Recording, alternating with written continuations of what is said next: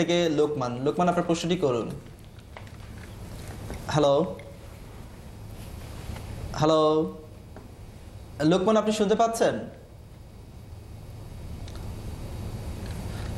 Virginia থেকে রয়েছেন শিমুল। শিমুল, আপনার প্রশ্নটি করুন। জি, আসসালামু আলাইকুম। ওয়ালাইকুম আসসালাম। আমি ভার্জিনিয়া থেকে। জি, আপনার প্রশ্নটি। আমি আমেরিকাতে আছি দেড় বছর আছে। এখন আমি এখানে কোর্স করার জন্য অনেক চেষ্টা করতেছি। যে আমি যখন কোর্স করার জন্য গেলাম, ওনারা বললো যে তুমি গ্রাজুয়েশন কমপ্লিট করে এখানে আসতে হবে। এখন ভাই আপনাদের এই অনুষ্ঠানটা দেখে আমি আসলে খুবই খুশি এবং খুবই উৎসাহিত। আমি কিভাবে আপনাদের মাধ্যমে আমি সহায়তা পাবো? যে আমি মাস্টার্স কমপ্লিট করছি কমার্সে বাংলাদেশ থেকে। জি, আপনাকে অসংখ্য ধন্যবাদ। দেখুন, বাংলাদেশ থেকে মাত্র এসএসসি পাশ করে এসেছে, তাকেও আমরা জবের ব্যবস্থা করেছি। তো আপনি মাস্টার্স পাশ করেছেন, আপনার মতো এরকম অনেকেই আছে যারা ব্যাচেলার করেছেন, মাস্টার্স করেছেন, অড জব করছেন, জানেন না কোথায় যেতে হবে। আমরা সেই পথটা আবিষ্কার করেছি এবং পথটা দেখাচ্ছি। আপনি আমাদের সাথে যোগাযোগ করেন, definitely you will be successful as well.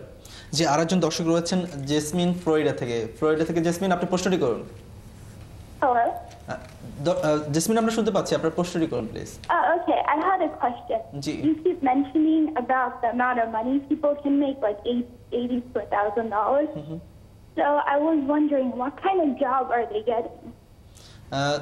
দর্শক, আপনাকে অসংখ্য ধন্যবাদ। It's a quality assurance job and like a quality assurance business analyst job, and এটা আমরা এক্সপার্টিসটা আমরা নিজেরা তৈরি করি।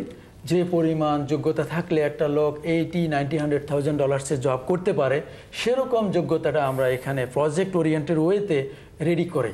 ফলত সে যে অনায়াসে জব করতে পারে, সে যখন ইন্টারভিউ দিতে যায় ইন্টারভিউয়ারের ইন্টারভিউ নিতে পারে। এবং অনেক ক্ষেত্রে দেখা যায় সে যখন কাজে যায়, যে ইন্টারভিউ নিয়েছে তাকে পড়ায়। আরেকজন দর্শক রয়েছেন নিউ ইয়র্ক থেকে, হাসমত। প্লিজ আপনার প্রশ্নটি করুন। হাসমত, আপনার প্রশ্নটি করুন।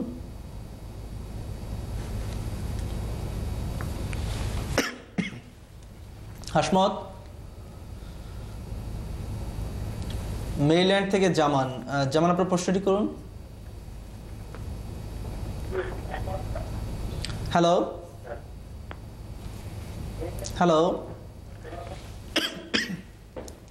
দর্শক, আমরা দুঃখিত, বোধহয় আপনার সংযোগটি বিচ্ছিন্ন হয়ে গেছে। যে আমরা যে বিষয়টা একটু জানতে চাই যে আপনি একটি বিশ্ববিদ্যালয় প্রতিষ্ঠা করার চেষ্টা করছেন, সেক্ষেত্রে কতটা অগ্রসর হলেন? ডেফিনেটলি আমি এই বিশ্ববিদ্যালয় করার পথে যতটুকু কাজ করা দরকার আস্তে আস্তে আমি এগুচ্ছি। মূলত সেটা করার পেছনে কারণ হলো, দেখুন একটা এক্সাম্পল দিয়ে বলি। বাংলাদেশে যদি আপনি একটা মেডিকেল ইউনিভার্সিটি করতে চান, রিকোয়ারমেন্ট হলো হসপিটাল থাকতে হবে, প্রতি 50 জনের জন্য একজন স্টুডেন্ট ভর্তি করতে দেবে। যদি 500টা সিট থাকে হসপিটালে, তাহলে 50 জন স্টুডেন্ট আপনি ভর্তি করতে পারবেন। আমার প্রশ্নটা হলো, কেন সেই হসপিটালের প্রয়োজন কেন আপনি পড়াতে যাবেন সেখানে? তার কারণটা হলো ইন্টার্নশিপ এবং পসিবল জব। আমার ইউনিভার্সিটিগুলো এরকমই হবে যেখানে সে রিয়েল টাইম প্রজেক্ট ওরিয়েন্টেড ওয়েতে শিখবে এবং ইন্টার্নশিপ করবে এবং সেখানেই কাজ করতে পারবে। কারণ আমরা আমাদের পিপল অ্যান্ড টেকের মাধ্যমে আউটসোর্সিং করে বা লোকাল যে প্রজেক্টগুলো আছে সেই প্রজেক্টগুলো নিয়ে আমাদের স্টুডেন্টদের মাধ্যমে সেই জবের মাধ্যমে আমরা সেই ব্যবস্থাটা করব। কাজে it's my long cherished will to do something special for our Bangladeshi community, Bangladeshi people.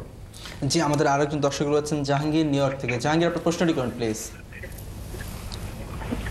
Jahangir, আপনার প্রশ্নটি করুন। আসসালামু আলাইকুম, জাহাঙ্গীর, নিউ ইয়র্ক থেকে। জি, আপনার প্রশ্নটি করুন প্লিজ। আনিফ ভাই, আমার একটা কোয়েশ্চেন ছিল। পিপল এন্ড টেক খুবই ভালো করছে এখানে।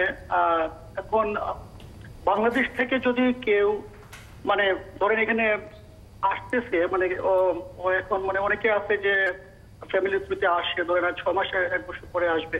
তা আপনি আগে বলছেন যে মানে বাংলাদেশে ইয়ে করেন, মানে এরকম একটা চিন্তাধারা আছে। কিন্তু এখন যদি কেউ এভাবে কোর্স কোনো নিতে চায় বাংলাদেশ বসে, তাদের জন্য মানে কেমন, মানে এখন যে পিপল এন্ড টেকের যে ইয়েটা আছে, যে কারিকুলাম কিংবা যে কোর্স দিয়ে আছে, ওইটা কি ওইখানেও বাংলাদেশের জন্য সেম থাকবে নাকি এটা কোনো মিনিমাইজ করা হবে?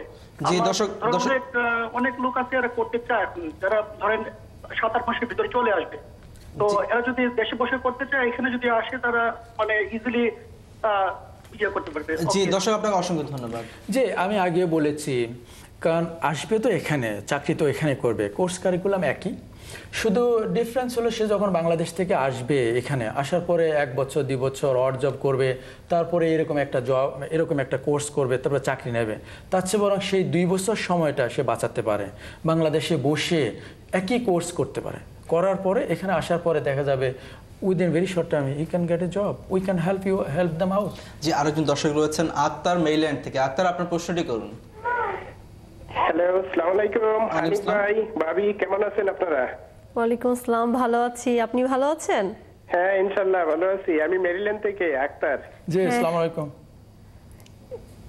জি আক্তার, আপনি যদি একটু ছোট্ট করে কোনো প্রশ্ন থাকে বলেন, বিকজ আমাদের আসলে অনেক দর্শক অপেক্ষা করছে টেলিফোনে। হ্যাঁ, আমি হানিফ ভাইয়ের কাছে কোর্স করছি 2-3 বছর আগে, কোর্স করে এখন আমি একটা কোম্পানিতে কাজ করতেছি। জি জি দর্শক, আপনার কি কোনো প্রশ্ন আছে? না, কোনো প্রশ্ন নাই। I wish him all the best. Thank you দর্শক, থ্যাংক ইউ ভেরি মাচ। জি, আমরা আসলে একটু ছোট্ট করে আমরা একটু আলোচনায় আসতে চাই যে আমাদের অনুষ্ঠান প্রায় শেষ পর্যায়ে রয়েছে। আমরা একটু ছোট্ট করে জানতে চাই যে আপনাদের নিশ্চয়ই একটা ভবিষ্যৎ পরিকল্পনা আছে যে আপনারা পিপল এন্ড টেকে এখানটায় দেখতে চান, অথবা আমরা আগামীতে এই ধরনের একটা অবস্থানে যেতে চাই, সেই পরিকল্পনাটা আমাদের যদি ছোট্ট করে একটু বলেন, যতটা বললে কোনো অসুবিধা হয় না। দেখুন, বাংলাদেশে প্রতি বছরেই হাজার হাজার গ্র্যাজুয়েট বের হচ্ছেন। এদের মধ্যে অনেকে হতাশা আছে, চাকরি পাচ্ছে না এবং অনেক রকমের কাজে লিপ্ত হচ্ছে, যেটা অড জব বলে। বাংলাদেশে তো অ্যাকচুয়ালি অড জব বলতে নেই, তো ফলত ওদের মধ্যে হতাশা আছে। আমি চাই বাংলাদেশ থেকে যেই স্টুডেন্টগুলো ব্যাচেলার পাস করে, সাথে সাথে ওরা যদি এরকম একটা টেকনিক্যাল নলেজ নিতে পারে এবং প্রজেক্ট ওরিয়েন্টেড ওয়েতে যদি শিখতে পারে, তাহলে এখান থেকেও ওরা অনেকে H1B H1B আসতে পারে, অথবা বাংলাদেশে বসেও এই কাজটাই এখানে করতে পারে। তো সেই কাজটা করার জন্য আমি বাংলাদেশে এমন একটা কিছু স্টাবলিশ করতে চাই আইটির উপরে, যেটা ইউনিক হবে, ভেরি ইউনিক, এবং সেই ইউনিক ফ্যাসিলিটিতে তারা সময় দেবে এবং সময় দেওয়ার পরে তারপরে তারা নিজের জীবনটাকে করবে এবং হতাশা কমবে, এবং এটা বাংলাদেশের রেভিনিউ বহন করে নিয়ে যাবে। নিশ্চয়ই আমরা সেই আপনার যে পরিকল্পনা সেটা বাস্তবতার মুখ দেখুক, এবং আমাদের মধ্যে যারা অনেকে আছেন যারা চাকরি অথবা বেকার অবস্থা আছে, চাকরি নিয়ে সন্তুষ্ট না, তারা একটু আশার আলো দেখুক। আমরা একদম শেষ পর্যায়ে চেয়ারম্যানের কাছ থেকে ছোট্ট করে জানতে চাইব, আপনার হাজব্যান্ড একজন সফল মানুষ, অনেকগুলো স্বীকৃতিও পেয়েছেন কাজের মূলধারা থেকে এবং আমাদের প্রবাসী বাংলাদেশিদের কাছ থেকে, নিশ্চয়ই আপনার ভালো লাগে। কিন্তু যারা এখন জীবন সংগ্রামে প্রতিনিয়ত ব্যস্ত, সেই সব হাজব্যান্ডদের জন্য তাদের ওয়াইফদের কী ধরনের মন মানসিকতা থাকা উচিত, কী ধরনের সমর্থন থাকা উচিত বলে আপনি মনে করেন? ডেফিনেটলি সাপোর্ট লাগবে, আন্ডারস্ট্যান্ডিং থাকতে হবে, এবং ভালো কিছু পাওয়ার জন্য তো কষ্ট করতেই হবে, তাই না? একটু কষ্ট করতে হবে, সহযোগিতা লাগবে। সহযোগিতা ছাড়া কেউ কখনো তাদের গোলে পৌঁছাতে পারে না। আপনাদের দুজনকে অসংখ্য ধন্যবাদ আমাদের অনুষ্ঠানে আসার জন্যে। দর্শক, আমরা শেষ করব তার আগে একটু জানিয়ে রাখি, আমরা সবাই শুধু আত্মকেন্দ্রিকভাবে যদি নিজের কথাই ভাবি, হয়তোবা নিজের ভালো হবে, কিন্তু কেউ কেউ থাকেন নিজের ভালোর সঙ্গে সঙ্গে অন্যের ভালোটাও চিন্তা করেন। যারা তেমনটা চিন্তা করেন তারা আলোকিত মানুষ। আমরা চাই আমাদের প্রবাসী বাংলাদেশি এবং যারা বাংলাদেশে আছেন আমাদের প্রিয় মানুষ, সেই সব মানুষদের মধ্যে দিনে দিনে আলোকিত মানুষের সংখ্যা বাড়বে, যারা নিজের পাশাপাশি অন্যের কথা ভাববে, অন্যের জীবন করতে সাহায্য করবে। সেক্ষেত্রে অন্যের জন্য যেমনটা ভাবো, নিজের জন্য তেমনটা ভাবো। এই ধারণা যদি সবার মধ্যে জন্মে, নিশ্চয়ই একদিন আমরা সবাই ভালো থাকব। সেই সুন্দর দিনের প্রত্যাশা আজকের মতো শেষ করছি। সবাই ভালো থাকবেন, সুস্থ থাকবেন। শুভরাত্রি।